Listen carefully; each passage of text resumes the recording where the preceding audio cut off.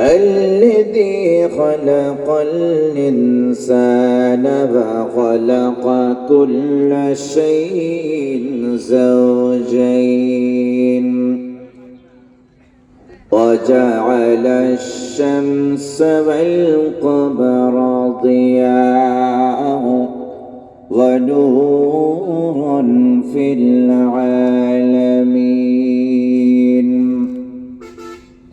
الذي أخرج اللؤلؤ والمرجان من البحرين والصلاة والسلام على سيد الأنبياء والمرسلين وعلى آله وصحابه أجمعين أعوذ بالله من الشيطان الرجيم بسم الله الرحمن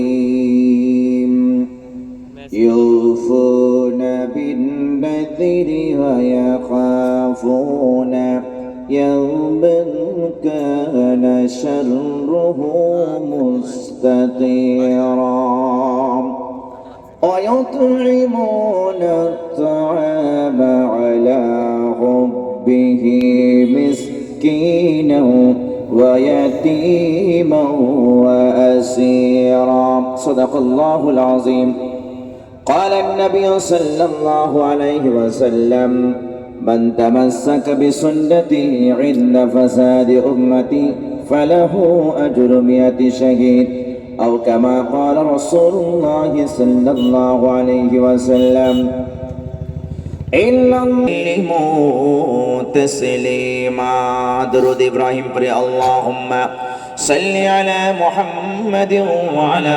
آل محمد كما صليت على إبراهيم وعلى آل إبراهيم إنك حميد مجيد اللهم بارك على محمد وعلى آل محمد كما باركت على إبراهيم وعلى آل إبراهيم إنك حميد مجيد কোথায় আছো দয়ার নবী কোথায় আছো দয়ার নবী আমাদের ছাড়িয়া তুমি ছাড়া লবকে হবে এই ধরায় আসিয়া এই জলসাতে একলা কাঁদে এই মেহফিলতে একলা কাঁদে মন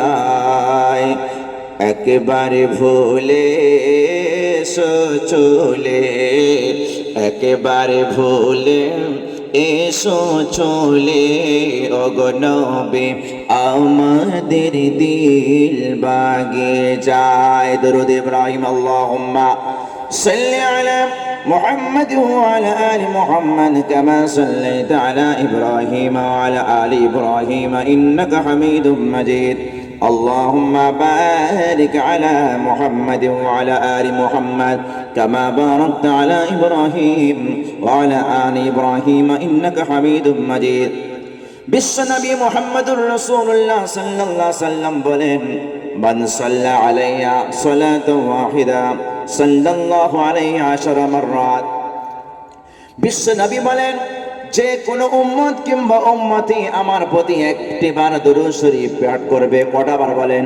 কয়টি বার একবার দরুদ শরীফ আমরা কেউ কৃপণতা করব না মন খুলে পড়ব কারণ হলো যে একবার দরুদ শরীফ পড়বে বিশ্বনবী মুহাম্মদুর রাসূলুল্লাহ সাল্লাল্লাহু আলাইহি সাল্লাম বলেন তার প্রতি আল্লাহ রাব্বুল আলামিন একটিবার দরুদ পাঠ করার দরুন 10 বার রহমতের বৃষ্টি বর্ষণ করবে বলেন সুবহানাল্লাহ চলে বলা যাবে না শুধু তাই নয় বিশ্বনবী আরো বলেন ওয়াহাত্তা আনহু 10 খাতিয়া একটি বা দরুদ শরীফ পড়লেই রব্বুল আলামিন আমাদের জীবনের মধ্যে থেকে 10টা গুনাহগুলো মাফ করবেন, বলেন সুবহানাল্লাহ। শুধু তাই নয়, আরো বলেন ওয়ারাফা'নাহু 10 দারাজাত। শুধু তাই না, বিশ্বনবী আরো বলেন 10টা গুনাহ মাফ হবে, 10টা নেকি লিখে দেওয়া হবে এবং 10টা জান্নাতের সম্মান বাড়িয়ে দেওয়া হবে। সেই বিশ্বনবী সাল্লাল্লাহু আলাইহি ওয়াসাল্লামের সামনে আমরা দরুদ শরীফ পাঠ করলাম।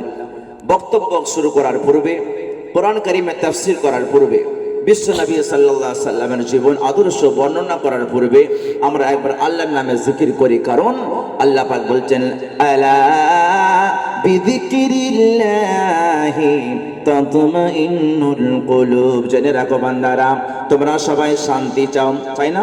সবাই চায়, আমরা শান্তি চাই। টাকা আছে, পয়সা আছে, গাড়ি বাড়ি সব আছে, কিন্তু সুখ নাই। কি লাভ? আলা বিযিকিরিল্লাহি তাতমাইন্নুল কুলুব। আল্লাহ পাক বলে বান্দারে শুনে রেখে দাও, তোমাদের যদি অন্তরের প্রশান্তি চাও তাহলে তোমরা জবান থেকে আমার নামে জিকির করো লা ইলাহা ইল্লাল্লাহ। সবাই বলে লা ইলাহা ইল্লাল্লাহ, লা ইলাহা ইল্লাল্লাহ, লা মুহাম্মাদুর রাসূলুল্লাহ সাল্লাল্লাহু আলাইহি ওয়াসাল্লাম।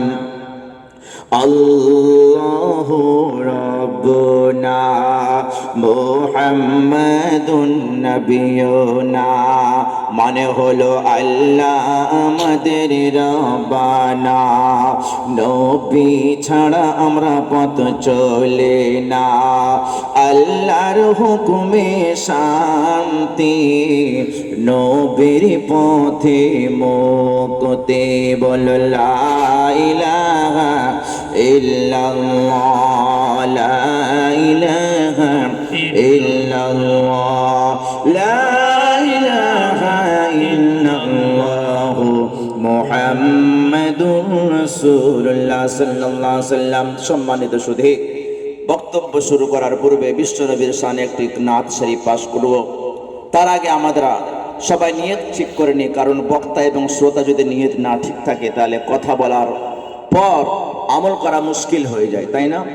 তাই আমরা নিয়ত ঠিক করব, বক্তার নিয়ত থাকবে যেন আল্লাহ পাক আমার জবানে হিদায়াত চমকে দেয়, আর সুন্নাহওয়ালা নিয়ত থাকবে আল্লাহ যে কথাটা বলা হবে যেন আল্লাহ পাক আপনার তরফ থেকে কথা হচ্ছে, যেন আমরা সকলে, আমাদের সারা মহল্লাবাসী, গ্রামবাসী, দূর দূরান্ত থেকে বহু আগত মেহমান, প্রতিটা বাড়িতে ঘরে ঘরে মেহমান এসেছে, যেন সকলে এই কথাগুলো শুনে যেন তার প্রতি আমল করতে পারে, বলে আল্লাহুম্মা আমিন। কারণ বুখারী শরীফের একটি রিওয়ায়াত দিয়ে আমি আরম্ভ করছি। হযরত ইবনে আব্বাস রাদিয়াল্লাহু তাআলা আনহু কে রাসূলুল্লাহ সাল্লাল্লাহু আলাইহি সাল্লাম বলেন, ইদা আরাদা আবদুন, বিশ্বনবী সাল্লাল্লাহু আলাইহি সাল্লাম বলে, হাদিসে কুদসির মধ্যে আল্লাহ তাআলা বলেন নবীকে, নবী গো, যখন কোন মানুষ গুনাহ করার ইচ্ছা করে, আল্লাহ রাব্বুল আলামিন তার গুনাহ করার ইচ্ছার সঙ্গে সঙ্গে কিন্তু গুনাহ লিখে দেন না। ধরুন কেউ গুনাহ ইচ্ছা করলো, আমি গুনাহ করব, নাউজুবিল্লাহ, যে কোনো একটা গুনার ইচ্ছা করলো, সে গুনার ইচ্ছা করলো, গুনার ইচ্ছা করার দরুন তার গুনাহ লেখা হবে না, কিন্তু যখন গুনার টাইম হয়ে যাবে, সেই গুনার টাইম হওয়ার সময় হঠাৎ মনে একটা কল্পনা এলো, আমি আল্লাহ তাআলাকে কিভাবে অসন্তুষ্ট করে খারাপ কাজটা করতে পারি। যে কোনো গুনাহ হতে পারে, চুরি করা হোক, ছিনতাই করা হোক, ব্যভিচার করা হোক, যাই অন্যায় হোক না কেন, গান বাজনা শোনা হোক না কেন, ধোঁকা দেওয়া হোক না কেন, যে কোনো গুনার ইচ্ছা যখন বান্দা করবে, যতক্ষণ পর্যন্ত সে গুনাহ করবে না, তার নামে আমলে তার গুনাহ লেখা হবে না।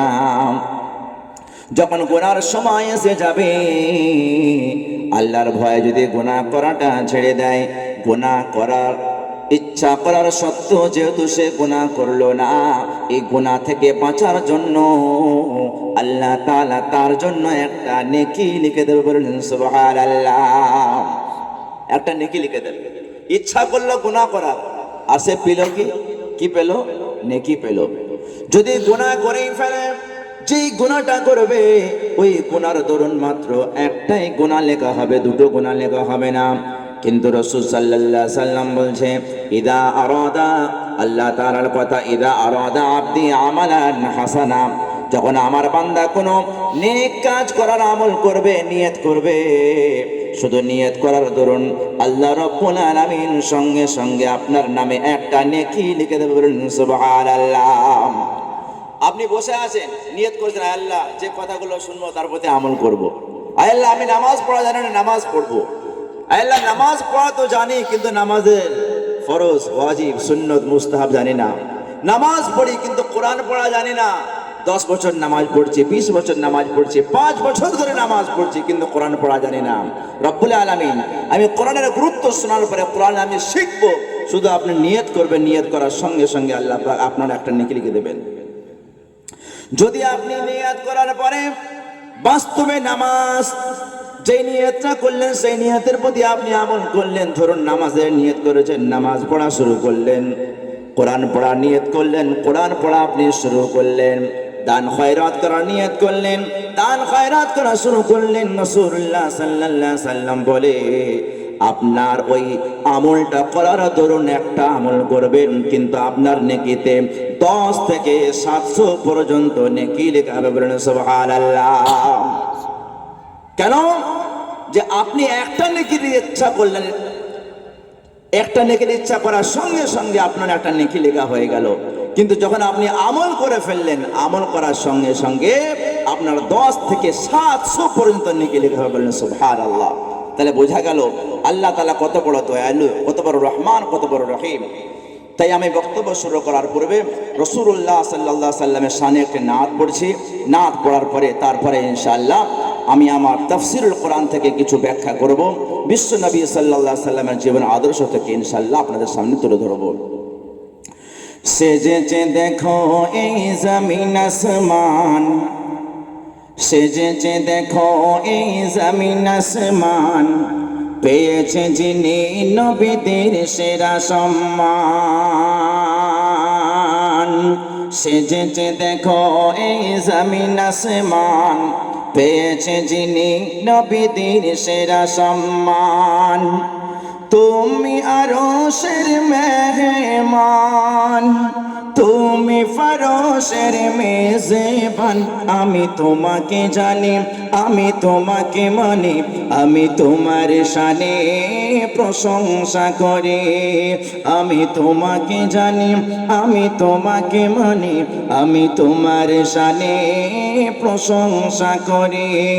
সেজেছে দেখো এই জমিন আসমান, সেজেছে দেখো এই জমিন আসমান, পেয়েছে যিনি নবীদের সেরা সম্মান। তারপরে শুনবেন মুখের পানি যার মধুই ভরা, বিশ্বনবী মুহাম্মদুর রাসূলুল্লাহ সাল্লাল্লাহু আলাইহি সাল্লাম জবান থেকে যা কিছু বার করেছেন, এই সমস্ত কিছু তেনার জবানের কথাগুলো আল্লাহ তাআলার তরফ থেকে, হ্যাঁ কিনা বলেন? আল্লাহ তাআলা আমার নবীর শানে বলছেন ইন হুয়া ইল্লা ওয়াহয়ুহা আল্লামাহু শাদীদুল কুওয়া। বিশ্বনবী মুহাম্মদুর রাসূলুল্লাহ সাল্লাল্লাহু আলাইহি সাল্লাম জবান থেকে যা কিছু বার করেন, সেই সমস্ত জবান থেকে বার করা উক্তিগুলো আল্লাহর তরফ থেকে হয়। বলুন সুবহানাল্লাহ। আমার নবী নিজে থেকে কোনো কথা বলেন না, তাই কি বলছে? মুখের বাণী যার মধুই ভরা, মুচকি হাসিতে মুক্ত ঝরা। মুখের বাণী যার মধুই ভরা, মুচকি হাসিতে মুক্ত ঝরা। দেখা যেন পায় নবী আমার, দেখা যেন পায় নবী আমার, স্বপ্নে যেন দিদার পায়। দেখা যেন পায় নবী আমার, স্বপ্নে যেন পায় দিদার তোমার। আমি তোমাকে জানি, আমি তোমাকে মানি, আমি তোমার শানে প্রশংসা করি। শেষ ছন্দ শুনবেন নবীর শানে। উম্মত উম্মত আমরা গুনাহগার, হ্যাঁ কিনা বলেন? আমরা সবাই গুনাহগার, যতই আমরা আল্লাহওয়ালা হই না কেন। বিশ্বনবী মুহাম্মদুর রাসূলুল্লাহ সাল্লাল্লাহু আলাইহি সাল্লাম বলেন, কুল্লু ইবনে আদম খাত্তাউন, প্রতিটা বানি আদম মানে হলো প্রতিটা মানুষ গুনাহ করে। ও খায়রুল খাত্তাইন আত-তাওয়াবুন, কিন্তু বেহতরিন এবং সব থেকে সম্মানীয় এবং ভালো গুনাহগার ওই ব্যক্তি হবে যে গুনাহ করেছে এবং লজ্জিত হয়েছে, আল্লাহর সামনে দুটো হাত প্রসারিত করে মাফ চেয়েছে, মাবুদ গো গুনাহ করে ফেলেছে, মাওলা তুমি ছাড়া মাফ করনেওয়ালা কেউ নাই। বলছে যারা আল্লাহর দরবারে মাফ করবে, আল্লাহর দরবারে মাফ চাইবে, চোখের পানিগুলো ছেড়ে দেবে। বিশ্বনবী সাল্লাল্লাহু আলাইহি সাল্লাম বলে, ওই চোখের পানিকে দেখে রব্বুল আলামিন তার জীবনের গুনাহ খাতাগুলো সমস্ত কিছুগুলো মাফ করেন। বলেন সুবহানাল্লাহ। তাই কি বলছে? উম্মত আমরা গুনাহগার, নবী ছাড়া হতে পারবো না পার। উম্মত আমরা গুনাহগার, নবী ছাড়া হতে পারবো না পার। জীবন গঠনে সুন্নত তোমার, জীবন গঠনে সুন্নত তোমার, মন প্রাণে আঁকড়ে ধরে। আমি তোমাকে জানি, আমি তোমাকে মানি, আমি তোমার শানে প্রশংসা করে। সেজেছে দেখো এই জমিন আসমান, সেজেছে দেখো এই জমিন আসমান, পেয়েছে যিনি নবীদের সেরা সম্মান। তুমি আরশের মেহমান, তুমি ফারশের মেজবান, আমি তোমাকে জানি, আমি তোমাকে মানি, আমি তোমার শানে প্রশংসা করি। আলহামদুলিল্লাহ। সরাসরি কোরআন কারীমের আয়াত থেকে ব্যাখ্যা করে শুরু করছি বক্তব্য। সর্বপ্রথম হলো এটা যে কোরআন কারীম থেকে আমরা বয়ান শুনতে চাই, বিশ্বনবীর আদর্শ, আল্লাহর নিদর্শন এবং আমাদের পথ চলার রাস্তা। এই কোরআনটা কার? কোনো মানুষের লেখা? হ্যাঁ, কোনো জ্যোতিষী মনীষী লিখেছে? কোনো সায়েন্স ডক্টর মাস্টার ডিগ্রিওয়ালা দুনিয়ার কোনো মানুষ লিখেছে?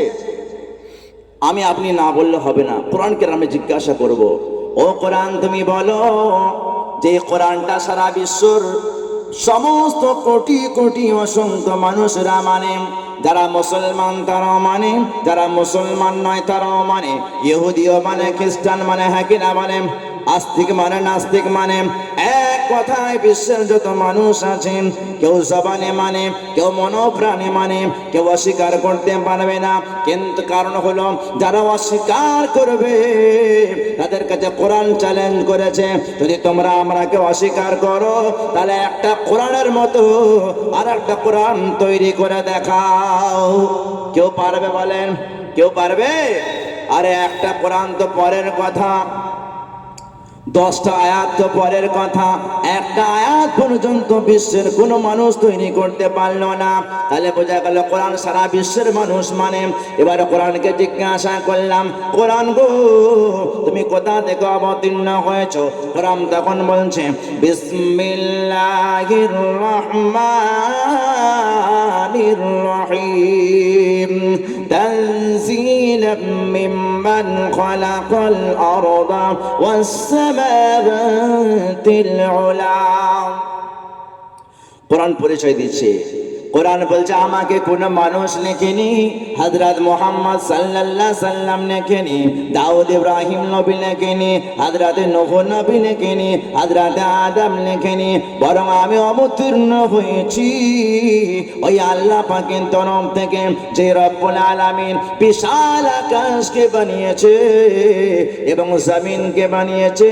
ওই জমিনের সৃষ্টিকারী, আসমানের সৃষ্টিকারী রব্বুল আলামিন বলে এই কোরআন অবতীর্ণ হয়েছে আমার তরফ থেকে। বলুন সুবহানাল্লাহ। কোরআন অবতীর্ণ কার থেকে হয়েছে বলেন? আল্লাহর তরফ থেকে। এবারে কোরআনকে জিজ্ঞাসা করলাম, কোরআন গো তুমি এতদিন কোথায় ছিলে? কোরআন কারীম অবতীর্ণ কার প্রতি হয়েছে বলেন? মুহাম্মদুর রাসূলুল্লাহ সাল্লাল্লাহু আলাইহি ওয়াসাল্লামের প্রতি। তার আগে কোন নবী ছিল? ঈসা নবী, মুসা নবী। অনেক নবী ছিলেন, কিন্তু কোরআন তো লাস্টে এসছে, ছিল কোথায়? কোরআনকে জিজ্ঞাসা করলাম, কোরআন গো তুমি আদম নবীর কাছে আসলে না, ইব্রাহিমের কাছে আসলে না, ইউসুফ নবীর কাছে আসলে না, মুসা নবীর কাছে আসলে না, তুমি কোথায় ছিলে বলো? কোরআন কারীম বলেন বাল হুয়া কুরআনুম মাজিদুন ফি লাউহিম মাহফুজ। কোরআন বলছে এটা একটা কোরআন, সম্মানীয় কোরআন। বাল হুয়া কুরআনুম মাজিদ, এটা সম্মানীয় পাঠ্যবস্তু এবং সম্মানীয় কোরআন। এটা সংরক্ষণ ছিল আল্লাহর আরশে আজিমে। একটা তাখতি আছে, একটা সিলেট আছে, যার নাম হলো লাউহে মাহফুজ। ওই লাউহে মাহফুজের মধ্যে আল্লাহ তাআলা এটা সংরক্ষণ করে রেখেছিলেন। যেমন ভিডিও ক্যামেরা হয়, ওর মধ্যে চিপ থাকে কিনা? কম্পিউটারে কি হয়, হার্ড ডিস্ক থাকে, থাকে কিনা? বলছে যেমন চিপের মধ্যে সব লোড করা থাকে। চিপ দেখতে ছোট্ট মতো, কিন্তু এত বড় মেহফিল, এত বড় আয়োজন, সব লোড থাকে, হ্যাঁ কি না? তো বলছে এটা যেমন বোঝার জন্য বললাম জাস্ট। আল্লাহ পাক বলছে আমি পরিপূর্ণ কোরআন কারীমকে আমার লাউহে মাহফুজের মধ্যে আমি সংরক্ষণ করেছিলাম, করে রেখে দিয়েছিলাম। তারপরে কোরআনকে প্রশ্ন করা হলো তুমি দুনিয়াতে অবতরণ হলে কবে থেকে? কোরআন কারীম নিজে বলছে শাহর রমাদানাল্লাযী উনজিলা ফীহিল কুরআন হুদাল লিন-নাসি ওয়া বায়্যিনাতিন মিনাল হুদা ওয়াল ফুরকান। সুবহানাল্লাহ, কত সুন্দর কথা। আরবি কটা মাস বলেন? আরবিও 12টা মাস, ইংরাজিও 12টা মাস, বাংলাও 12টা মাস। আরবি 12টা মাস মুহররম, সফর, রবিউল আউয়াল, রবিউল সানি, জুমাদুল উলা, জুমাদুল সানি, রজব, শাবান, রমজান, শাওয়াল, জিলহিজ্জা, জিলকাদা। কোরআনকে জিজ্ঞাসা করা হলো এই 12টা মাসের লিস্ট রয়েছে, তুমি কোন মাসে এসেছো বলো? মুহররম মাসে নাকি রবিউল আউয়াল মাসে নাকি রজব মাসে নাকি? কোরআন বলছে না, আমি অবতীর্ণ হয়েছি শাহর রমাদানাল্লাযী উনজিলা ফীহিল কুরআন, ওই বরকতপূর্ণ মাহিনা যেটা হলো রমজান মাহিনা। এই রমজান মাহিনার মধ্যে কোরআন কারীমকে অবতীর্ণ করা হয়েছে। তাহলে বোঝা গেল রমজান মাসে কোরআন কারীম অবতীর্ণ হয়েছে। অথচ আরবিতে হ্যাপি নিউ ইয়ার, শুভ নববর্ষ কবে থেকে আরম্ভ হয় জানেন? জানেন তো কবে থেকে আরম্ভ হয় বলুন? মুহররম মাস, তাই তো? কিন্তু কোরআন মুহররম মাসে আসেনি না, রবিউল আউয়াল মাসে আসেনি, এসছে কোথায়? রমজান মাসে। আবার কোরআনকে জিজ্ঞাসা করলাম, কোরআন গো তুমি এতটুকু বলে দাও রমজান মাসে এসেছো আমরা জানতে পারলাম, কিন্তু রমজানে 30টা দিন রয়েছে, কম বেশি 29 দিন। প্রথম দিকে এসছো, মাঝে এসছো, না লাস্টে এসছো? কোরআন কারীম বলছে না, আমি প্রথমে আসিনি, আমি মাঝেও আসিনি। কখন এসছে? কোরআন কারীম বলছে ইন্না আনজালনাহু ফি লাইলাতিল কদর ওয়া মা আদরাকা মা লাইলাতুল কদর। কোরআন কারীম বলছে আমি রমজান মাসে অবতীর্ণ হয়েছি বটে, কিন্তু প্রথম দিকে অবতীর্ণ হয়নি, বরং আমি শবে কদরে অবতীর্ণ হয়েছি। আপনারা বলেন শবে কদর কখন আসে? প্রথমে আসে, মাঝে আসে, না শেষে আসে? শেষে আসে। আবার শেষে শুধু নয়, শেষের বিজোর রাত্রিতে আসে। 21, 23, 25, 27, 29, এই 5টা রাতের মধ্যে কি আসে বলেন? শবে কদর আসে।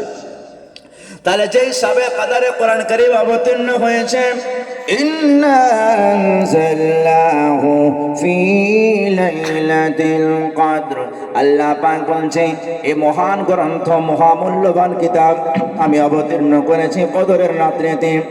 আল্লাহ পাক নিজে প্রশ্ন করছেন, ওয়া মা আদরাকা মা লাইলাতুল কদর, তোমরা জানো কি কদর কাকে বলে? লাইলাতুল কদরি খায়রুম মিন আলফি শাহর, এই কদরের রাত হলো শবে কদর হলো হাজার মাস, মানে হলো হাজার মাহিনা থেকে উত্তম। বলুন সুবহানাল্লাহ। 83 বছর, 83 থেকে 84 বছর, এই এত বছরের থেকে হচ্ছে উত্তম, হাজার মাহিনা থেকে উত্তম এই লাইলাতুল কদর, শবে কদর। এই কদর রাত্রিতে আল্লাহ পাক কোরআন কারীমকে অবতীর্ণ করেছে। এবারে কোরআনকে জিজ্ঞাসা করা হলো, তোমার উদ্দেশ্য কি, তোমার টার্গেট কি, তোমার কি মিশন, তুমি কেন দুনিয়াতে এসেছো? কোরআন কারীম বলছে, লিতুখরিজান নাসা মিনাজ যুলুমাতি ইলান নূর, যাতে করে আমি মানুষকে অন্ধকার জীবন থেকে আলোর দিকে নিয়ে যেতে পারি। মানুষ অন্ধকারের মধ্যে রয়েছে, বেনামাজি হয়ে মানুষ নামাজ পড়ে না, অন্ধকারের মধ্যে রয়েছে। মানুষ আল্লাহকে সাজদা করে না, অন্ধকারের মধ্যে রয়েছে। বহু মানুষ বিশ্বাস করে আল্লাহ তাআলা দুনিয়ার যে জীবন দিয়েছে এরপর আর কোনো জীবন হবে না, একবার যে মওত আসবে আর আসতে হবে না, আর জীবিত হতে হবে না। কিন্তু আল্লাহ পাক বলেন, যেমন ভাবে তোমাদেরকে দুনিয়াতে মাতৃগর্ভেতে পাঠিয়েছি, আবার কবর থেকে তোমাদেরকে উঠাবো, উঠাবার পরে তোমাদের সারা জীবনের হিসাবটা আমি তোমাদের কাছ থেকে নেব। একবার রাসূলুল্লাহ সাল্লাল্লাহু আলাইহি সাল্লামকে আবু জেহেল জিজ্ঞাসা করেছিল, ইয়া রাসূলুল্লাহ, মানুষ যখন মারা যাবে, মাটিতে মিশে যাবে বা আগুনে ছাই হয়ে যাবে, সে আবার কিভাবে জীবিত হতে পারে? তখন আল্লাহ পাক উদাহরণ দিয়েছেন, وضرب لنا مثلا ونسي خلقه قال من يحيي العظام وهي رميم। সূরা ইয়াসিনের লাস্টের দিকে আল্লাহ পাক বলছে, যারা আমাকে মানে না, যারা আমাকে সাজদা করে না, যারা নবীকে নবী বলে স্বীকার করে না, তারা উদাহরণ পেশ করছে যে মানুষ যখন মারা যাবে, মাটিতে মিশে যাবে, আবার কিভাবে তৈরি হবে। আল্লাহ পাক বলছে, প্রথমবারে কে সৃষ্টি করেছিল বলো? প্রথমবারে আমাদেরকে কে সৃষ্টি করেছেন? জোরে বলুন, কে সৃষ্টি করেছেন? জোরে বলা যাবে না? আর একটু, আল্লাহ। মাতৃগর্ভে একটা নাপাক কাতরা দিয়ে আর রক্ত দিয়ে এত সুন্দর মানুষ কে সৃষ্টি করেছেন বলেন? আল্লাহ। যে আল্লাহ প্রথমবারে সৃষ্টি করলেন, সে আল্লাহ দ্বিতীয়বারে সৃষ্টি করতে পারবেন না? সূরা কিয়ামার মধ্যে, সূরা কিয়ামা 29 পারার মধ্যে আল্লাহ পাক বলছেন, আয়াহসাবুল ইনসানু আল্লান নাজমা ইযামা, মানুষ কি মনে করেছে যে মানুষ যখন মারা যাবে তার হাড্ডিগুলো আমরা একত্রিত করব না, তার হাড়গুলো আমরা জমা করব না, মাটিতে মিশে যাবে? এটা কোনোদিন হতে পারে না। আল্লাহ পাক বলছে, বালা কাদিরিনা আলা আন নুসাউফিয়া বানানা। ভালো করে বোঝেন, আল্লাহ পাক বলছে কাল কিয়ামতের ময়দানে শুধু আমি মানুষকে সৃষ্টি করব না, বরং প্রত্যেকটা মানুষের একটা আঙুলের ছাপ আছে। কি আছে বলেন? এই যে আমাদের আঙুলের ছাপ আছে।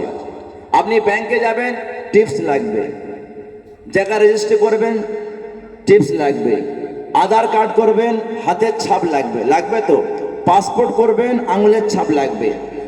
এটা সায়েন্স মানে, এটা সকলে মানে, মুসলমান মানে, ইহুদি মানে, খ্রিস্টান মানে, সনাতন ধর্মের সবাই এক কথাই মানে যে পৃথিবীর যে আল্লাহ রব্বুল আলামিন বা উপরওয়ালা যে ভাষায় বলুক না কেন, এই যে ফিঙ্গার প্রিন্ট দিয়েছে, কারোর ফিঙ্গার প্রিন্ট, কারোর আঙুলের ছাপ কারোর সঙ্গে মিশে যাবে না। দুনিয়াতে চেহারা এক মিশে যেতেও পারে, অনেকজন যমজ ভাই হয়, হয় কি না? চেহারা তবুও মিশে যেতে পারে, কিন্তু আঙুলের ছাপ কিন্তু আপনার কারোর সঙ্গে মিশবে না। তাহলে পাসপোর্ট হবে না, আধার কার্ড হবে না, ফিঙ্গারপ্রিন্ট হবে না, আঙুলের ছাপ নকল হবে না। আল্লাহর রহম, আঙুলের ছাপ তো আমরা এখন বার করতে পেরেছি। সায়েন্স অনেক উন্নতি করার পরে বুঝতে পেরেছে যে আঙুলের ছাপ কারণ মেলে না, কিন্তু আজ থেকে 1400 বছর আগে আমার আল্লাহ তাআলা বলে দিয়েছেন, বরং পৃথিবী শুরু করার পূর্বে, যেহেতু কোরআন তো আগে অবতীর্ণ হয়ে গেছিল না, হ্যাঁ, কোরআন তো আগে অবতীর্ণ হয়েছিল, কোরআন আগেই বলে দিয়েছে যে দেখো দুনিয়াতে সব জিনিসের নকল হয়ে যাবে, কিন্তু আঙুলের ছাপ কিন্তু নকল হবে না। তো বলছে আল্লাহ পাক, বালা কাদিরিনা আলা আন নুসাউফিয়া বানানা, আমি মানুষকে শুধু সৃষ্টি করব না, দুনিয়া থেকে চলে যাবার পরে কবরে চলে যাক আর যেখানে চলে যাক না কেন, আমি কিয়ামতে যখন সৃষ্টি করব শুধু মানুষকে হাজির করব না, বরং যার যে আঙুলের ছাপটা রয়েছে, এই আঙুলের ছাপ যাকে আমি দুনিয়াতে চা দিয়েছিলাম, এই ছাপটা আবার পুনরায় ফিরিয়ে দেব। সুবহানাল্লাহ। তাহলে বোঝা গেল এই যে আঙুলের ছাপটা আল্লাহ পাক দিয়েছেন, এই নকশা কে বানিয়েছে? আমেরিকা বানিয়েছে, চীন বানিয়েছে, জার্মান, জাপান, ইসরায়েল, হ্যাঁ, কে বানিয়েছে? এটা আল্লাহ পাক বানিয়েছে।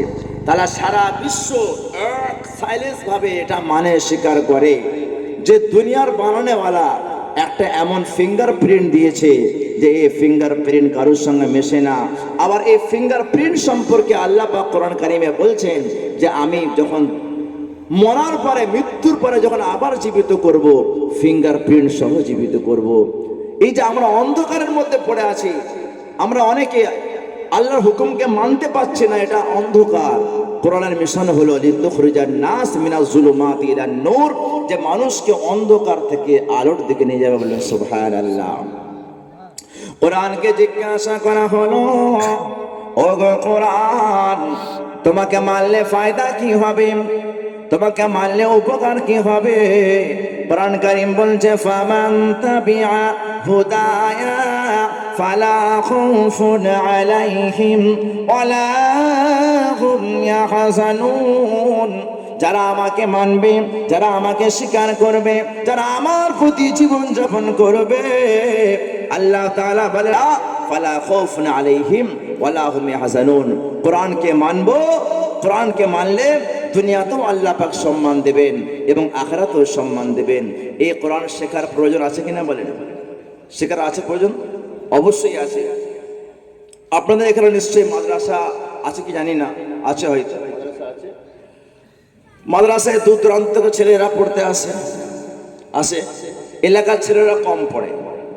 আর মক্তব নিশ্চয়ই আছে। আর মক্তব থাকলে ফায়দা কি? মক্তব থাকলে ফায়দা এটা যে এলাকার বেশি ছেলে মেয়েরা পড়াশোনা করতে পারবে, দিন শিখতে পারবে। মাদ্রাসারও প্রয়োজন, মক্তবেরও প্রয়োজন। কারণ হলো, যখন আমি মক্তব এলাকায় চালু করব, আজকাল প্রত্যেকটা ছেলে মেয়ের গার্জেনরা এটা উদ্দেশ্য করে যে আমরা আমাদের ছেলে মেয়েকে দামি দামি স্কুলে পড়াবো। অবশ্যই পড়ানো দরকার। ইংলিশ মিডিয়ামে পড়াবেন, আলামিন মিশনে পড়াবেন, হায়ার এডুকেশন দেবেন, সব ঠিক আছে। কিন্তু যদি কোরআন কারিমের জ্ঞান যদি না থাকে, তাহলে ভাবতে হবে সেই দুনিয়ার সব শিক্ষিত হলো, পণ্ডিত হলো, কিন্তু আসল যে শিক্ষাটা প্রয়োজন ছিল সেই শিক্ষাটা লাভ করতে পারলো না। কারণ কোরআন যে শিখবে, যে ইয়াদ করবে, তার নাম হবে হাফেজে কোরআন, হ্যাঁ কি না? কোরআন শুধু মুখস্থ করবে, কিচ্ছু সে বুঝে পড়ুক আর নাই পড়ুক, শুধু যদি মুখস্থ করে নেয়, তার নাম কি হবে বলেন? কোরআন বলছে, আমায় ইয়াদ করবে যে, আমায় ইয়াদ করবে যে, হাফেজ হয়ে যাবে। বলুন সুবহানাল্লাহ। এই মাদ্রাসা থেকে কত হাফেজ তৈরি হয়। সামান্য যারা স্কুলে পড়াশোনা করে, যদি বলে একটা বর্ণ পরিচয় মুখস্থ করে শোনাও দেখি, 5টা ভুল যাবে, 10টা ভুল যাবে, 20টা ভুল যাবে। সামান্য বর্ণ পরিচয় কয়েকটা পৃষ্ঠা। আর যারা হাফেজে কোরআন, পবিত্র সারা 30 পারা 114টা সূরা সম্পূর্ণ অন্তরের মধ্যে রাখে। তাই কি বলছে? যে আমায় ইয়াদ করবে যে, হাফেজ হয়ে যাবে। আমায় ইয়াদ করবে যে, হাফেজ হয়ে যাবে।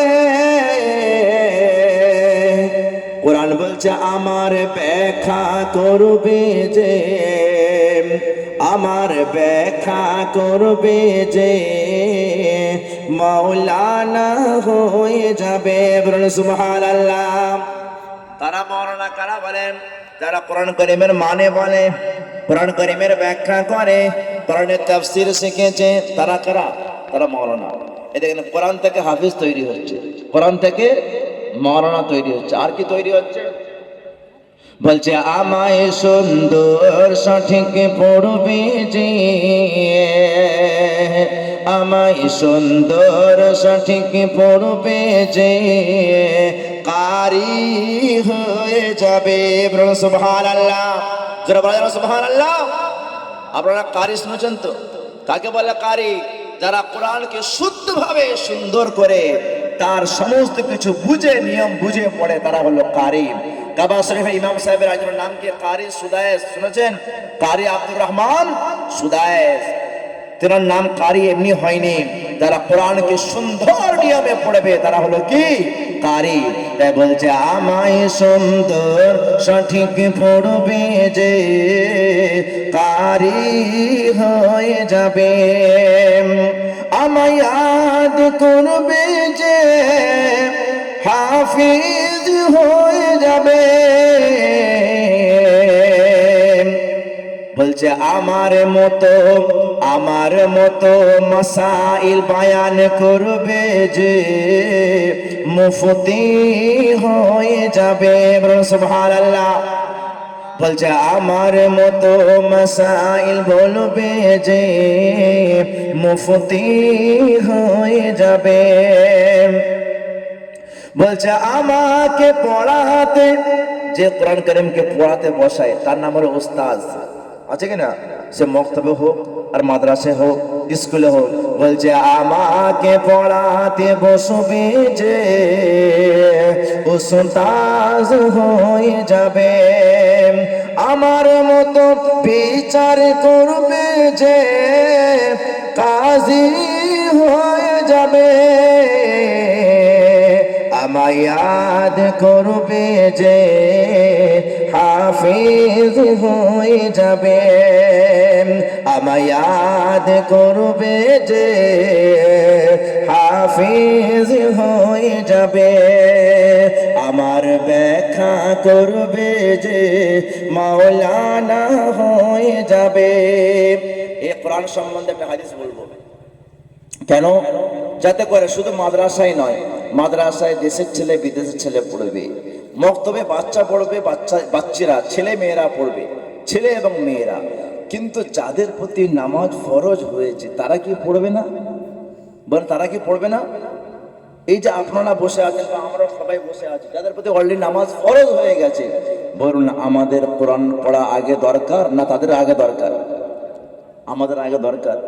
কারণ নামাজের ভিতরে কয়টা ফরজ বলেন? 6টা ফরজ জানা আছে। আর নামাজের বাইরে কটা ফরজ? 7টা ফরজ।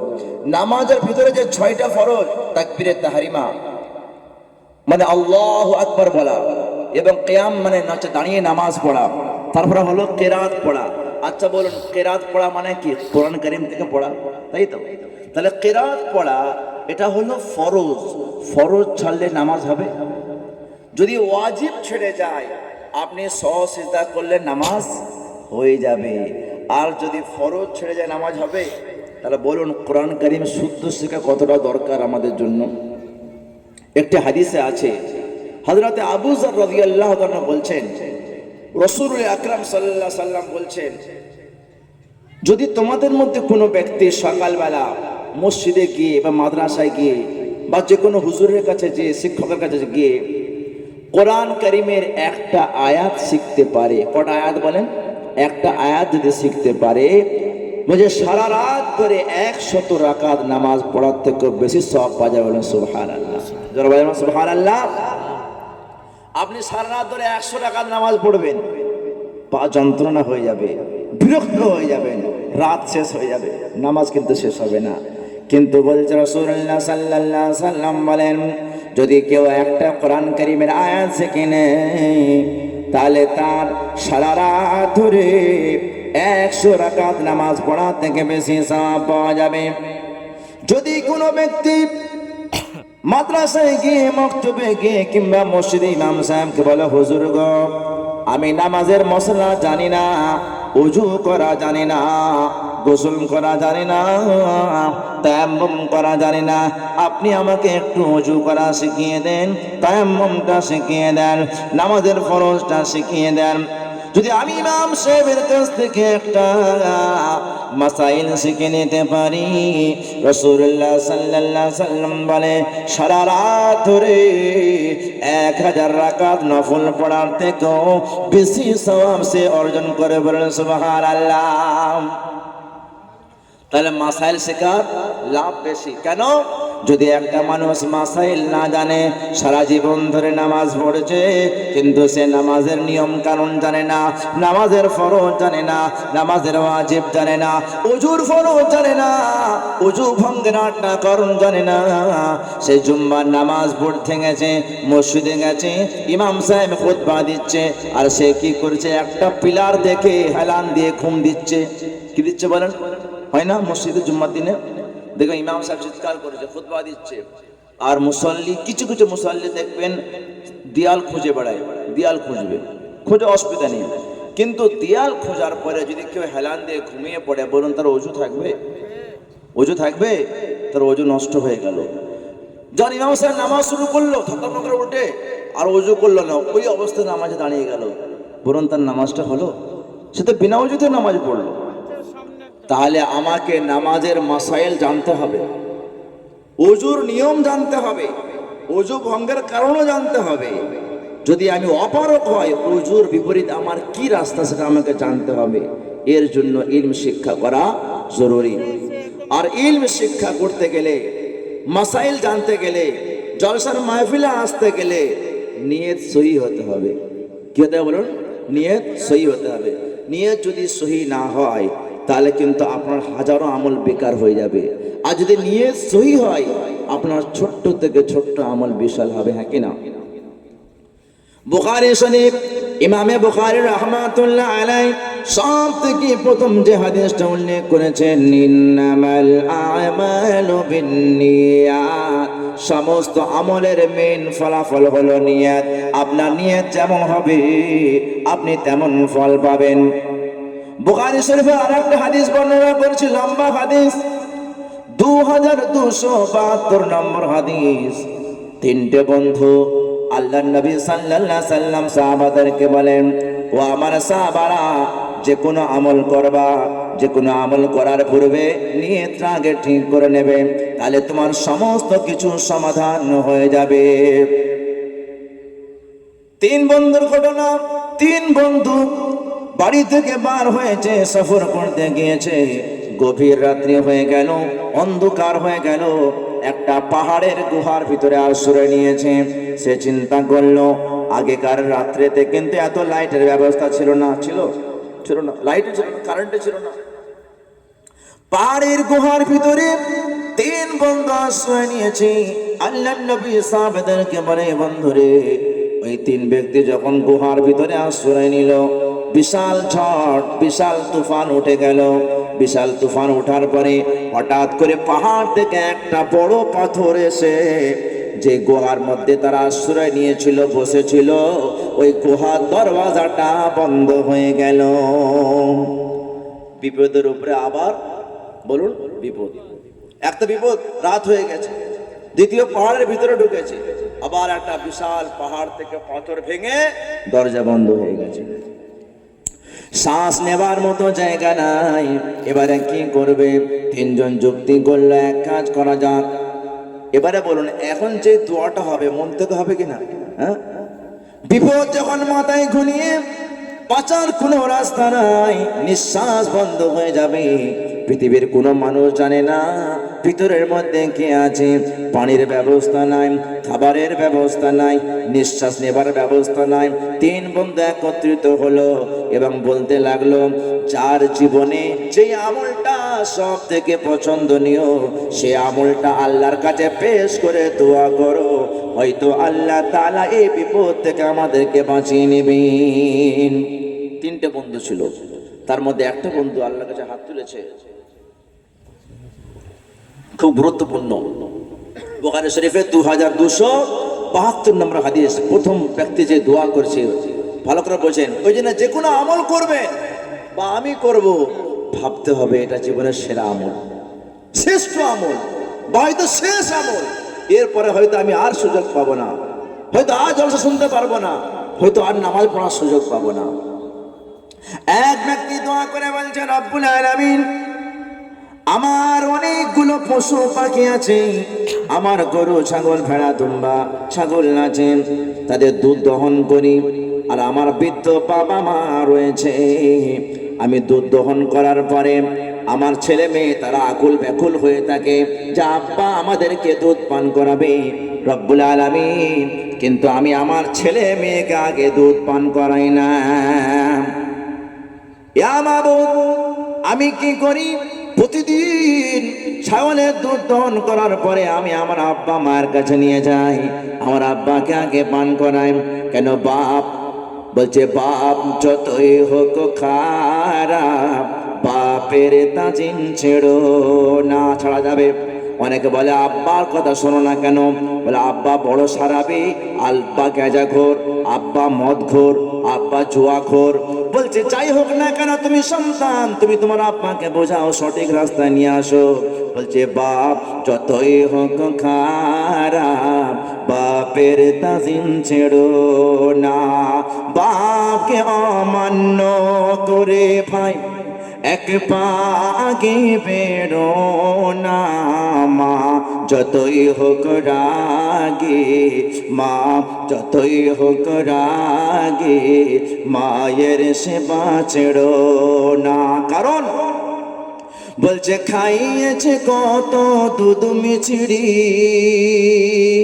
নিজে খেয়ে পান্তা মুড়ি। হ্যাঁ কিনা বলেন? বলছে খাইয়েছে কত দুধ মিছড়ি, নিজে খেয়ে পান্তা মুড়ি। দেখতো সে জীবনের শ্রেষ্ঠ খেলা, নিজের বাচ্চার হামাগুড়ি। বাপ যতই হোক খারাপ, বাপ যতই হোক খারাপ, বাপের তাজিম ছেড়ো না। বাপ যতই হোক খারাপ, বাপের তাজিম ছেড়ো না। বাপকে অমান্য করে ভাই এক পা আগে বেরো না। বাপ যতই হোক খারাপ, বাপের তাজিম ছেড়ো না। মা যতই হোক রাগী, মায়ের সেবা ছেড়ো না।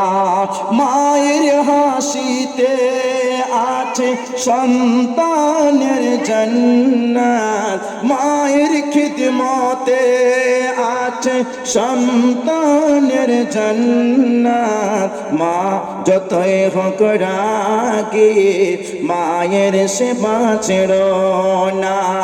বাপ যতই হোক খারাপ, বাপের তাজিম ছেড়ো না।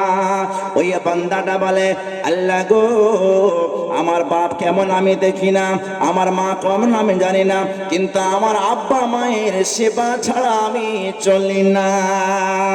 আমি গরুর দুধ দহন করার পরে, ছাগলের দুধ দহন করার পরে আগে আগে আমি আব্বা মাকে দিই, তারপরে আমার সন্তানকে দিই। কিন্তু মাবুদ গো, একদিন আমি একটা অন্য কাজে ব্যস্ত হওয়ার দরুন গভীর রাত্রি হয়ে গিয়েছিল। দুধ দহন করা যখন আব্বা মায়ের কাছে নিয়ে যেয়ে দেখি আমার আব্বা মা দুজনেই ঘুমিয়ে পড়েছে। কিন্তু আমি চিন্তা করলাম আমার ভুল হয়ে গেল, আমার দেরিতে আসার জন্য আব্বা মা ঘুমিয়ে পড়ল।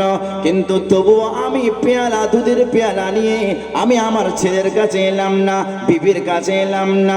সারা রাত ধরে ওই আব্বা মায়ের মাথার কাছে দাঁড়িয়ে রইলাম। আমার আব্বা মা কখন ঘুম থেকে উঠবে আমি তবেই দুধ পান করাবো। সারা রাত দাঁড়িয়ে রইলাম, আমার আব্বা মা উঠল না। কিন্তু ফজরের সময় যখন নাযাল হলো, আসসালাতু খায়রুম মিনান নাওম,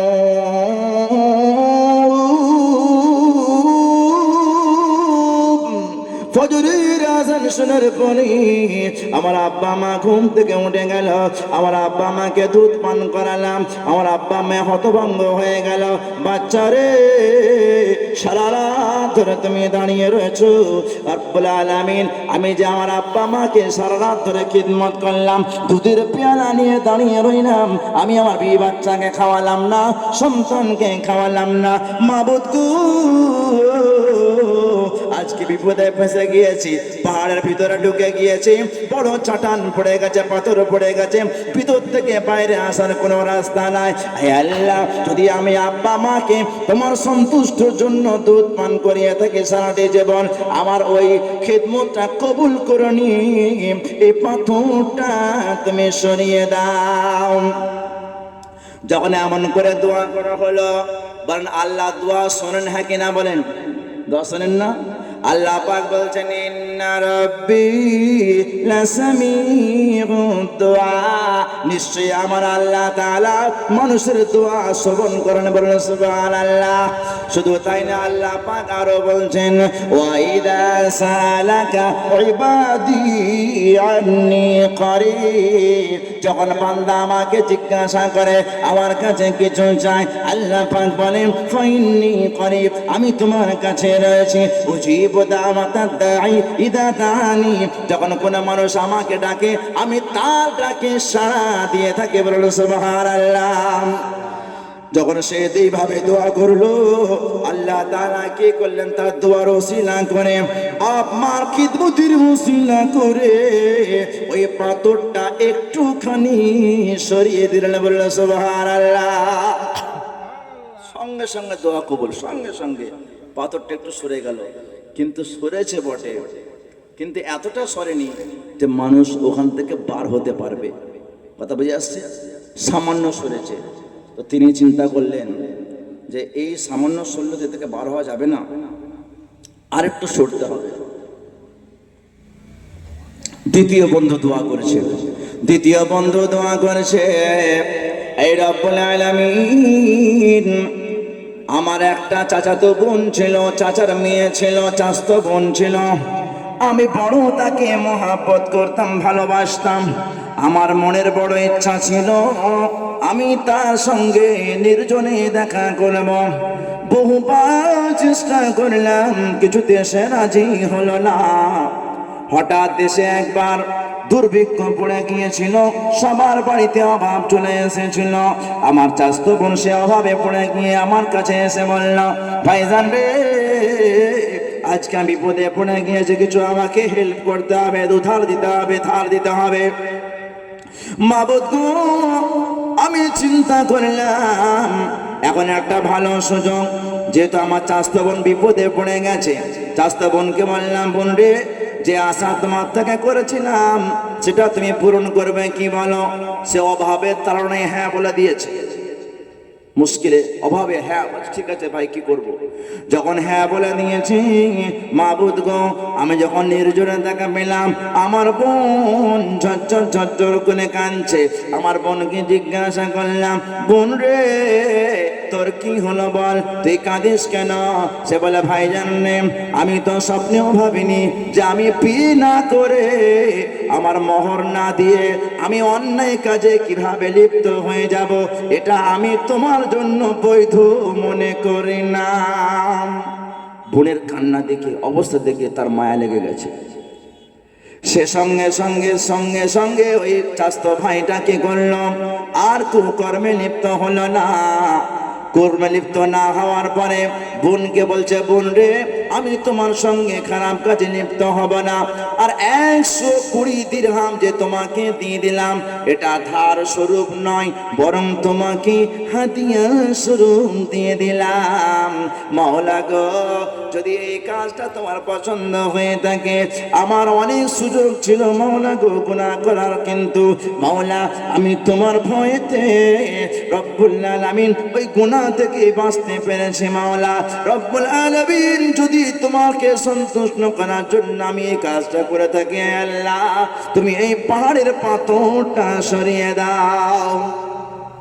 সত্যিকারে তার এই আমলটাও আল্লাহর কাছে পছন্দ হয়ে গেছে। সে একটু আগে বললাম, প্রথমে হাদিস বললাম, গুনার ইচ্ছা করেছে কিন্তু গুনার কাজ করলো না, সে সরে এলো। তো তার এই গুনাহ থেকে সরে আসার দরুন আল্লাহ পাকের সব মনে আছে, সব কিছু লেখা থাকে আল্লাহর কাছে। কিরামান কাতিবিন ইয়ালামুনা মা তাফআলুন। কিরামান কাতিবিন যে ফেরেশতা রয়েছে তারা সব কিছু সংরক্ষণ করেছে। আল্লাহ পাক সব জানেন। আল্লাহ পাক যখন সে এই দোয়াটা করলো, তার এই দোয়া করার দরুন পাহাড় আরেকটু সরে গেল, বলেন সুবহানাল্লাহ। পাথরটা আরেকটু সরে গেল, কিন্তু সরেছে বটে, কিন্তু এতটা সরেনি যে মানুষগুলো বেরোতে পারবে। 3টে মানুষ যে বার হবে, বার হওয়ার মতো সুযোগ নেই। প্রথমে একটুখানি সরেছিল, তারপর আরেকটু সরলো, আর একটু সরলে তবে 3 জন বার হতে পারবে। তখন 3য় জন দোয়া করেছে। 2 জন দোয়া করা হয়ে গেছে। একজন দোয়া করলো আব্বা মায়ের নিয়ে, একজন দোয়া করলো চাস্তো বোনের নিয়ে, আর আরেকজন দোয়া করছে লেবার মিস্ত্রির নিয়ে। কাকে নিয়ে বলেন? লেবার মিস্ত্রি নিয়ে। সে বলছে আল্লাহ, আমার জায়গা জমি, টাকা পয়সা, গরু ছাগল, উট ভেড়া দুম্বা অনেক কিছু আছে মাওলা গো। আয় আল্লাহ, আমার কাছে অনেক লেবার মিস্ত্রি কাজ করতো, আমি সবাইকে পয়সা বুঝে দিয়েছি, কিন্তু একটা লেবার, একটা চোর মজদুর এসে পয়সা না নিয়ে বাড়ি চলে গিয়েছিল। আমি তার পয়সাটা ব্যবসায় লাগিয়েছিলাম। কোথায় লাগিয়েছে বলেন? ব্যবসায় লাগিয়েছে। ব্যবসায় লাগাবার পরে অনেক ফায়দা উপার্জন হলো। ফায়দা উপার্জন হওয়ার পরে সে যখন বহু বছর পরে দ্বিতীয়বার আমার কাছে ফিরে এসে বললে, মালিক রে, আমি যে তোমার কাছে কাজ করেছিলাম আমার মজদুরিটা তুমি দিয়ে দাও। আল্লাহ, আমি কি করলাম? আমি পারলে যতটুকু সে টাকা পেত শুধু সেটা ফেরত দিতাম, কিন্তু আমি তা করিনি। আমি কি করলাম? তার টাকা থেকে যে আমার এত উন্নতি হয়েছে, গরু ছাগল ভেড়া দুম্বা দাস দাসী তার হাত ধরে নিয়ে গেলাম। বলে এই যে দেখছো যত গরু ছাগল ভেড়া দুম্বা রয়েছে, দাস দাসী রয়েছে, এগুলো সব তোমার। সে আশ্চর্য। সে বলছে কি, বুখারী শরীফের এই ভাষায় রয়েছে, আতাস্তাহজিউ বি, তুমি কি আমার সঙ্গে মজাক করছো? সে মালিকটা বলছে, ওয়াল্লাহি লা আস্তাহজিউ বিকা, আল্লাহর কসম আমি তোমার সঙ্গে মজাক করছি না, এটা তোমারই উপার্জন। রব্বুল আলামিন যখন আমি বললাম তোমার মজদুরের পয়সা নিয়ে আমি এত ইনকাম করেছি, মাবুদ গো, সেই ব্যক্তিটা যত তার উপার্জনের গরু ছাগল ভেড়া দুম্বা দাস দাসী ছিল সব নিয়ে চলে গেল। আয় আল্লাহ, যদি এই আমলটা তোমার পছন্দ হয়ে যায়, রব্বুল আলামিন তুমি এই পাহাড়ের পাথরটা সরিয়ে দাও। যখন এই ব্যক্তিটা দোয়া করলো, রব্বুল আলামিন কি করলেন? তার দোয়ার উসিলা করে পরিপূর্ণ পাথরটা এমন ভাবে সরিয়ে দেন যাতে করে ওই 3 জন ব্যক্তি পাহাড়ের ভিতর থেকে বার হয়ে গেল। বলেন সুবহানাল্লাহ। তাহলে বোঝা গেল আল্লাহ পাক আমাদের দোয়া কবুল করেন। করেন কিনা? কখনো দুনিয়াতেই করেন, কখনো পরে করেন, কখনো দোয়ার ওসিলা করে মুসিবতকে পেরেশানিকে দূর করে দেন, আবার কখনো দুনিয়াতে কবুল করেন না, আখিরাতে এর বিনিময়ে দিয়ে দেন। তাহলে বোঝা গেল যে ইমানদার বান্দা কোনোদিন বঞ্চিত হতে পারে না। ইমানদার বান্দা বাঁচলেও লাভ, মরলেও লাভ। ইমানদার বান্দা দোয়া কবুল হলেও লাভ, না কবুল হলেও লাভ। ইমানদার বান্দার মুসিবত এলেও লাভ, আর না মুসিবত এলেও লাভ। কারণ হলো ইমানদার বান্দার মধ্যে 2টো গুণ থাকে। কটা গুণ থাকে বলেন? 2টো গুণ। যখন মুসিবত আসবে কি করবে? আল্লাযীনা ইযা আসাবাতুহুম মুসিবা ক্বালু ইন্না লিল্লাহি ওয়া ইন্না ইলাইহি রাজিউন। তারা বলবে নিশ্চয়ই আমরা আল্লাহর জন্য। আমরা কার জন্য বলেন? ইন্না লিল্লাহি, আমরা সবাই আল্লাহর জন্য, ওয়া ইন্না ইলাইহি রাজিউন, নিশ্চয়ই আমরা আবার আল্লাহর দিকে ফিরে চলে যাব। আমরা সবাই আল্লাহ পাকের জন্য আল্লাহর দিকে ফিরে যেতে হবে। এটা হলো 1 নম্বর গুণ। ইমানদার বান্দা যতই মুসিবত কষ্ট আসুক সে ঘাবড়াবে না, ঘাবড়াবে না। আর যদি নিয়ামত আছে কি করবে? যদি ইমানদার বান্দার কাছে নিয়ামত আছে, ফাযকুরুনি আযকুরুকুম ওয়াশকুরুলি ওয়ালা তাকফুরুন, বান্দা আমাকে তুমি ইয়াদ করো, আমি তোমাকে ইয়াদ করব। তুমি আমার জিকির করো, আমি তোমাকে জিকির করব, তোমাকে স্মরণ করব। ওয়াশকুরুলি, যে নিয়ামতগুলো তোমাকে আমি দিয়েছি তুমি তার শুকরিয়া আদায় করো। কি করো বলেন? শুকরিয়া আদায় করো। শুকরিয়া আদায় করলে কি হবে? নিয়ামত বাড়বে। নিয়ামত কি হবে বলেন? বাড়বে। রাসূলুল্লাহ সাল্লাল্লাহু আলাইহি ওয়াসাল্লাম আমার মনি, সারা বিশ্ববাসীর অসংখ্য বিলিয়ন মানুষের চোখের মনি, অন্তরের হৃদয় পাখি, সে মুহাম্মদ রাসূলুল্লাহ সাল্লাল্লাহু আলাইহি ওয়াসাল্লাম পৃথিবীতে এসেছিলেন। বলেন কষ্টের জীবন কেটেছেন কিনা? হ্যাঁ, তেনার বাড়িতে, রাসূলুল্লাহ সাল্লাল্লাহু আলাইহি ওয়াসাল্লামের বাড়িতে 40 দিন যাবত পর্যন্ত উনুন জ্বলেনি। তাহলে খাওয়া কি করে হয়েছিল? শুধু খেজুর আর পানি ছাড়া আর বাড়িতে কিছুই ব্যবস্থা ছিল না। বলছে কুল কায়নাত তরে,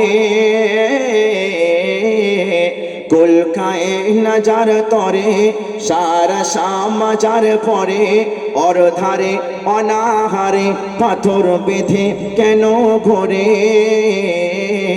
বিশ্বনবী পাথর পেটে পাথর বেঁধে ঘুরছেন। বিশ্বনবী যার ছিল না কোনো কমি, তার তো আল্লাহর সঙ্গে হাত ছিল না কি নেবে না? সে যদি মনে করতো, আল্লাহ তাআলা তাকে বলেছিলেন সূরা জুহার মধ্যে, ওয়ালা সাউফা ইউতিকা রাব্বুকা ফাতারদা, ইয়া রাসূলুল্লাহ আপনি যত চাইবেন ততই আমি দেব। কেন? আল্লাহ দিলে ফুরায় না, বান্দা দিলে কুলায় না।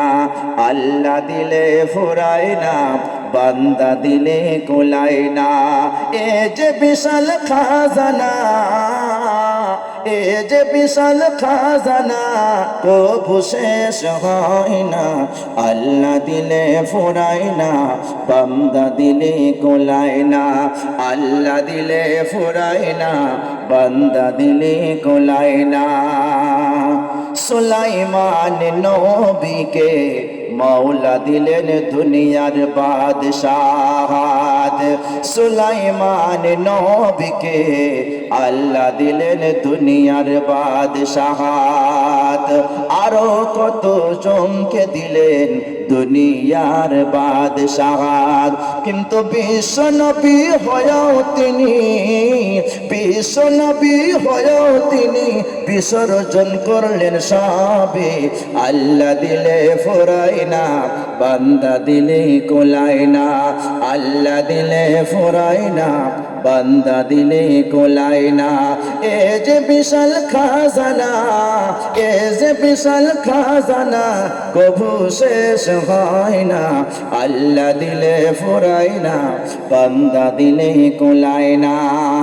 আমার নবী পারলে সুলাইমান নবীর মতো চাইতে পারতো, আল্লাহ যেন আমার বাড়িতে সর্ব অবস্থায় দস্তরখান বিছানো থাকে, কভু খানা ইত্যাদি না শেষ হয়ে যায়।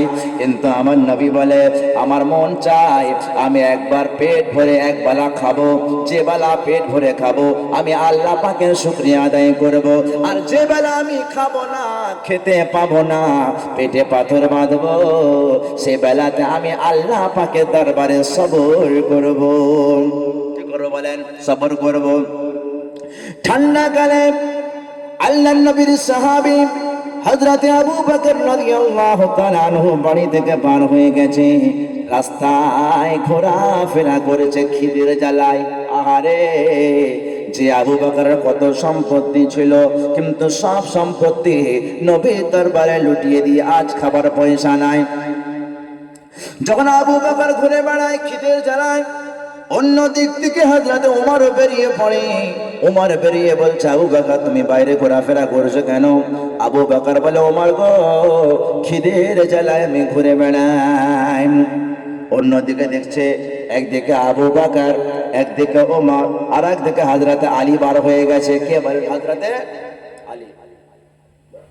হযরতে আলী রাসূলুল্লাহ বলেন, ইয়া রাসূলুল্লাহ ওয়া ইয়া হাবিবাল্লাহ, খিদের জ্বালায় আমি পেটে পাথর বেঁধে বসে আছি।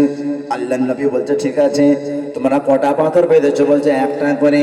আমার নবী পেটটা তুলে দেখিয়ে দেয়, আমার নবীর পেটে 2খানা পাথর বাঁধা রয়েছে।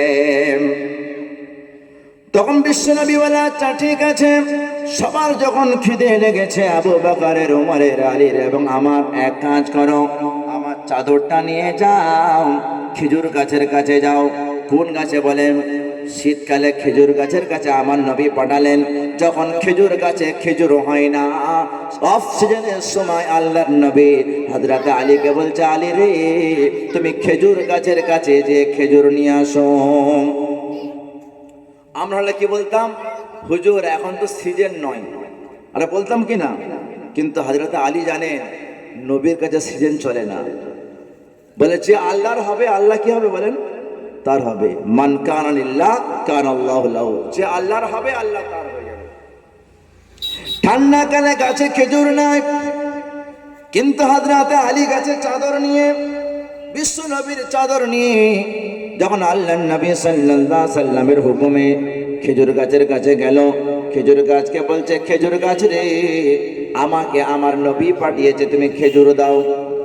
হাদিসের মধ্যে এসেছে, কিতাবের মধ্যে পাওয়া যায়, যে গাছে একটা খেজুর ছিল না, পাকা পাকা তরু তাজা খেজুর টপ টপ টপ টপ করে হযরত আলীর চাদরে ভর্তি হয়ে গেল। বলেন সুবহানাল্লাহ। তার নবী তো সব পারেন, পারেন না?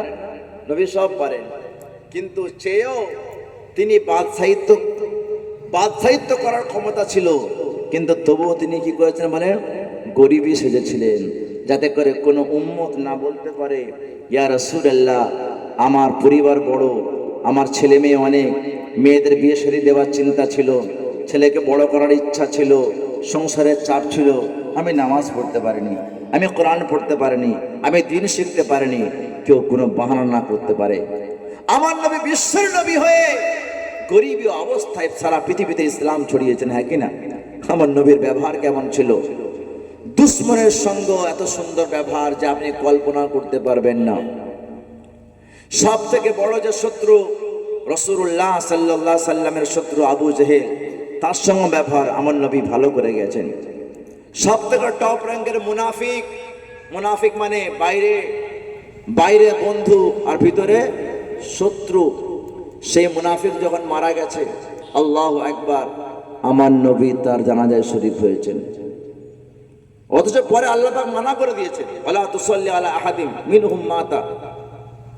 কিন্তু আমার নবী বেঈমানকে, কাফেরকে, মুনাফিককেও এত ভালোবাসতেন, থাকতে পারলেন না, তিনি চলে গেলেন। মুনাফিকের জানাজায় ওমর, হযরত ওমরের নাম শুনেছেন না?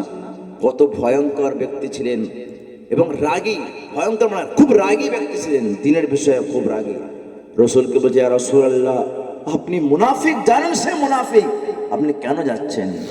আমার রাসূল সাল্লাল্লাহু আলাইহি সাল্লাম বলে, ওমর রে, আমি জানি সে মুনাফিক, তবুও যাই কেন? আমি রাসূলুল্লাহ সাল্লাল্লাহু আলাইহি সাল্লাম নবী হয়ে, রহমতের সাগর হয়ে, আমার চোখের সামনে একজন জাহান্নামে চলে যাবে, আমি কিভাবে বরদাস্ত করব? আমার মন মানছে না, তাই আমি একবার চাই। নবী গেলেন, কি করলেন জানেন? যাওয়ার পরে আল্লাহু আকবার, জানাজার পরে আল্লাহর নবী ওই মুনাফিকের কবরে নিজেই নেমে পড়লেন। ওমর রেগে যাচ্ছে যে নবী কি করছে। আমার নবী জানাজার নামাজ পড়াবার পরে, আল্লাহর নবী জানাজার পরে ওই মুনাফিকের কবরে নেমে গেলেন। নেমে যাবার পরে নিজের জুব্বাটা খুলে দিলেন, মুনাফিকের কবরে বিছিয়ে দিলেন। এত মন শান্তি হলো না। আল্লাহর নবী কি করলেন? নিজের থুতু, জবান থেকে থুতু বার করে ওই মুনাফিকের ঠোঁটের মধ্যে লাগিয়ে দিল। আল্লাহর নবী সাল্লাল্লাহু আলাইহি সাল্লামকে জিজ্ঞাসা করা হলো, নবী গো, এটা তো বড় মুনাফিক, আপনি কেন এত তাওয়াজ করেছেন? আল্লাহর নবী বলছে, আমি যে ঠোঁটে থুতুটা লাগিয়ে দিলাম, এই যদি জাহান্নামে তো অবশ্যই যাবে বুঝতে পারছি, কিন্তু কমসে কম ঠোঁটটা যেন বেঁচে যায়। বলে সুবহানাল্লাহ। আমার নবীকে এমনি বলা হয়নি, ওয়া মা আরসালনাকা ইল্লা রাহমাতাল লিল আলামিন, নবী গো, তোমাকে সারা বিশ্ব জাহানের জন্য রহমত স্বরূপ করে পাঠিয়েছে। এই ঘটনা সবাই জানে। আল্লাহ নবীর পথের কাঁটাতে, পথের রাস্তাতে একটা বুড়িমা কাঁটা দিত, কিন্তু যখন কাঁটা পেল না, আমার নবী কি করলেন, সেই বুড়িমার বাড়িতে চলে গেলেন। বুড়িমা, তুমি আর রাস্তায় কাঁটা দাও না কেন? সে বলছে, আহারে তুমি কে বলো, আমি আর চোখে দেখতে পাই না, আমি এখন অসহায় হয়ে গিয়েছি। আমার নবী বলে, ও বুড়িমা, আমি হলাম সেই মোহাম্মদ, যে মোহাম্মদের রাস্তায় তুমি প্রতিদিন কাঁটা বিছিয়ে রাখতে, আর আমার পায়ে যখন কাঁটা ফুটতো তুমি ফিক ফিক করে হেসে মজা নিতে। সে ঝরঝর ঝরঝর করে কেঁদে বলছেন, আরে আমি সারাটি জীবন তোমাকে কষ্ট দিলাম, তোমার পথে কাঁটা রাখলাম, কিন্তু তুমি আমার খোঁজ নেবার জন্য বাড়িতে চলে এসেছো। তুমি হলে মুহাম্মাদুর রাসূলুল্লাহ সাল্লাল্লাহু আলাইহি ওয়াসাল্লাম। আমার নবীর ব্যবহার দেখে ইসলাম আনতে তারা বাধ্য হয়ে গিয়েছিল। রুকানা বলে একজন পালওয়ান ছিল। কি নাম বলেন? রুকানা। মক্কার সব থেকে পেহলওয়ান, যে একা, যেমন আজকাল বক্সার আছে, boxer body fielder, six pack যারা হয় দেখবেন, তাদের বিশাল ক্ষমতা আল্লাহ পাক দিয়েছে। অনেক প্র্যাকটিস করার পরে গ্যালারি ভর্তি থাকে তাদের খেলা দেখার জন্য, মারপিট দেখার জন্য, কুস্তি দেখার জন্য। তো সেই যুগে বক্সার ছিল কে? রুকানা বলে নাম, রুকানা। সেই রুকানা, আবু জেহেল চিন্তা করলো যে রাসূলুল্লাহ সাল্লামকে ব্যবস্থা করা যাচ্ছে না, সর্বদিক দিয়ে হার মানানো যাচ্ছে না, এক কাজ করা যাক। রুকানা ছিল মক্কার সব থেকে বড় কাফির, বড় ব্যাম্বির, বড় সিক্স প্যাকওয়ালা, সেই যুগের সবচেয়ে খাতারনাক বডি। এবং তার আল্লাহ এত ক্ষমতা দিয়েছিল যে যখন ময়দানে নামতো 40টা বীর পালোয়ানকে একাই জমিনে লুটিয়ে ফেলতো।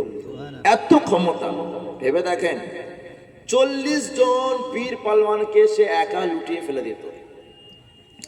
আবু জেহেল চিন্তা করলো, যদি মোহাম্মদকে তার বাড়িতে পাঠায় ইসলামে দাওয়াত দেওয়ার জন্য, সে রেগে যাবে।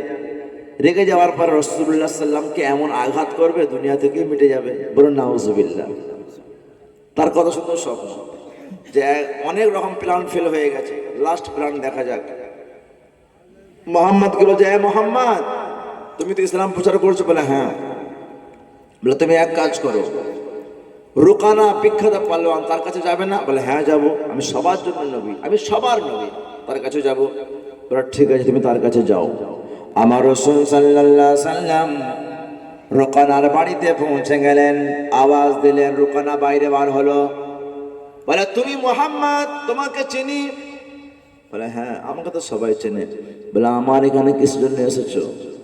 বলছে রুকানা, কুলু লা ইলাহা ইল্লাল্লাহ, লা ইলাহা ইল্লাল্লাহ, লা ইলাহা ইল্লাল্লাহ, লা ইলাহা ইল্লাল্লাহ, মুহাম্মাদুর রাসূলুল্লাহ সাল্লাল্লাহু আলাইহি ওয়াসাল্লাম। রুকানা বলে আমি এত সস্তায় কালমা পড়বো না। বলে কি করতে চাও বলো রুকানা? বলছে একটা মক্কা বিশাল যে গ্যালারি আছে, মাঠ ময়দান আছে, দুটো স্টেজ তৈরি করা হবে, একদিকে মোহাম্মদ, একদিকে রুকানা। যদি তুমি আমার সঙ্গে কুস্তি লড়তে পারো তাহলে আমি তোমার আল্লাহর নামে কালমা পড়ে নেব। বলে তাই? প্রথমে আল্লাহ নবীকে বলা হলো যে আমি বিখ্যাত পালওয়ান, আমার সঙ্গে কুস্তি লড়তে হবে। যে নবী ভালো করে খায় না, পেট ভরে খায় না, পেটকে 3 হিস্সা করেন, সেই নবী বলছেন রুকানা ঠিক আছে চলে এসো, তোমার সঙ্গে কুস্তি লড়বো। রুকানা বলছে না, বন্ধ ঘরের ভিতরে কিছু হবে না, যা হবে সারা দেশের লোক থাকবে, গ্যালারির মধ্যে লোক থাকবে। বলে ঠিক আছে। নবী তাই রাজি হয়ে গেলেন। আচ্ছা রুকানা তুমি স্টেজ তৈরি করো। সারা মক্কা নগরে দাফ বাজানো হলো, ঢোল বাজানো হলো। সারা মক্কা নগরে যত ফ্যান ছিল সব রুকানার ফ্যান। কার ফ্যান ছিল বলেন?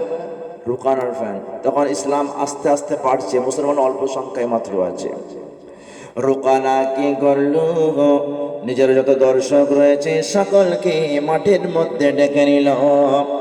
আল্লাহর নবী যখন কুস্তি লড়তে যাচ্ছেন, সঙ্গে মাত্র কয়েকজন মুসলমান, আর তেনার সঙ্গে রয়েছে হযরতে আবু বকর। কে বলেন? হযরতে নবীর চির বন্ধু, হিজরতের বন্ধু। হ্যাঁ কি না? হিজরতের বন্ধু, গায়ে শহরের বন্ধু, সারা জীবনের বন্ধু, সুখের বন্ধু, মেরাজের বন্ধু, সিদ্দিকের বন্ধু, এবং রাসূলুল্লাহ সাল্লাল্লাহু আলাইহি ওয়াসাল্লামের আবার শেষ জামানা তিনি শ্বশুর হয়ে গেলেন। তো এই এত মহান ব্যক্তি হযরতে আবু বকর নবীর সঙ্গে আছেন। রুকানা একদিকে, আমার মোহাম্মদ একদিকে। যখন এবারে ফাইট হবে, রুকানা বলতে, মোহাম্মদ তুমি আগে ফাইটিং করো।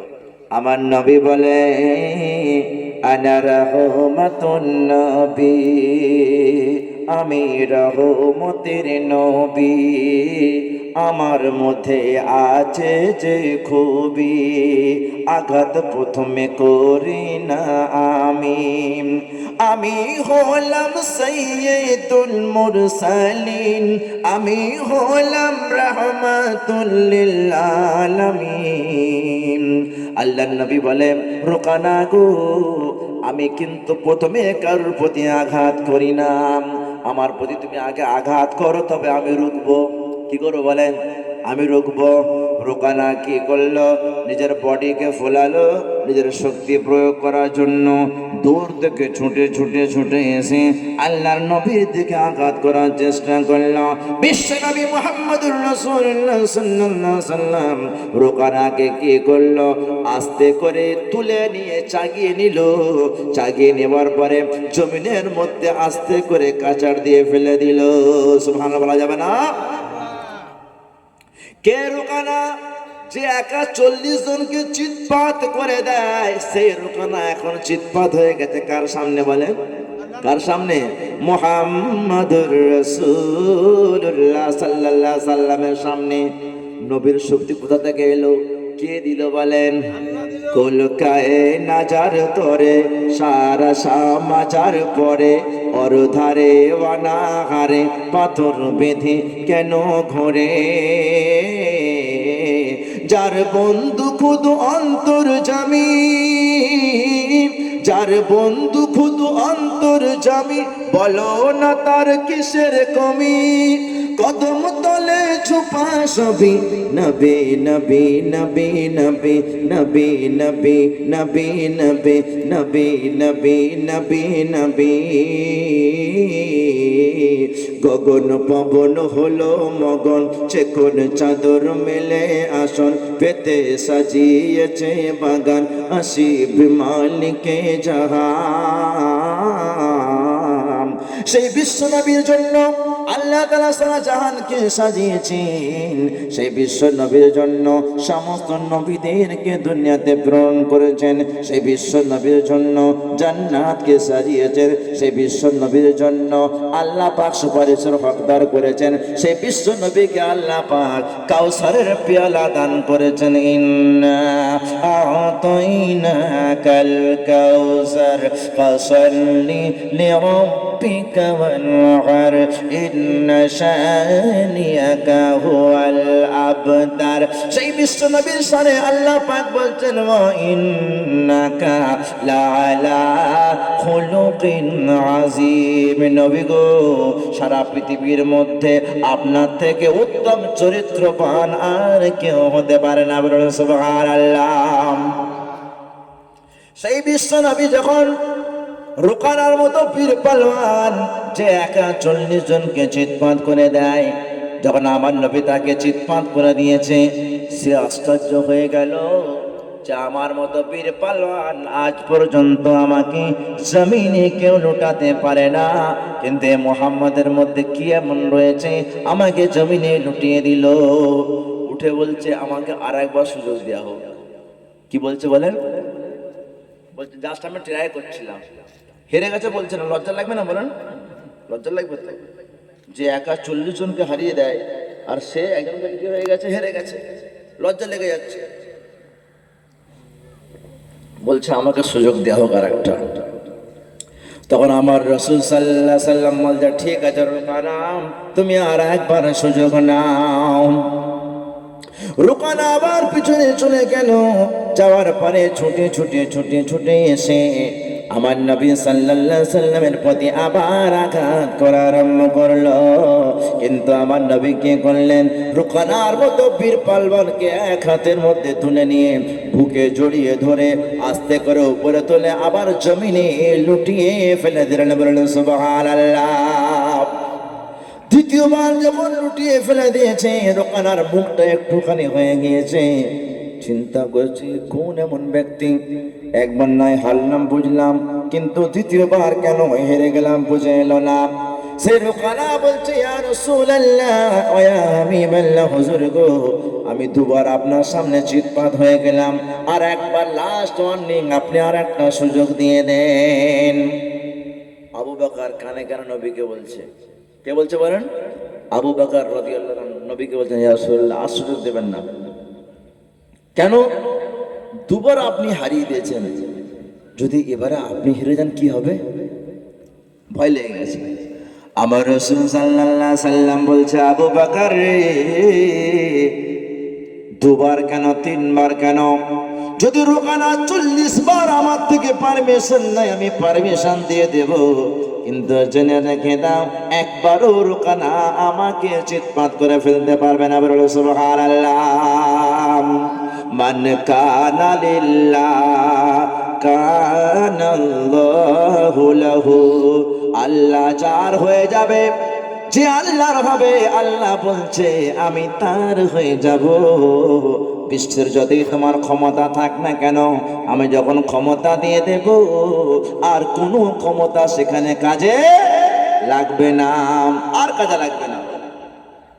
রাসূলুল্লাহ সাল্লাল্লাহু আলাইহি ওয়াসাল্লাম তিনি দাঁড়িয়ে রয়েছেন। দ্বিতীয়বার কি করলো? সে রোকানা আবার ট্রাই করেছে। রোকানা আবার ট্রাই করার পরে ছুটে ছুটে ছুটে আসলো, আল্লাহর নবীর দিকে আঘাত করতে আরম্ভ করলো। যখন তৃতীয়বার আঘাত করার জন্য প্রস্তুত নিল, বিশ্ব নবী মুহাম্মদ রাসূলুল্লাহ সাল্লাল্লাহু আলাইহি ওয়াসাল্লাম কি করলেন? তৃতীয়বার আবার তাকে নিয়ে রোকানাকে তৃতীয়বারের মতো আবার চিৎপাত করে ফেললেন। বলেন সুবহানাল্লাহ।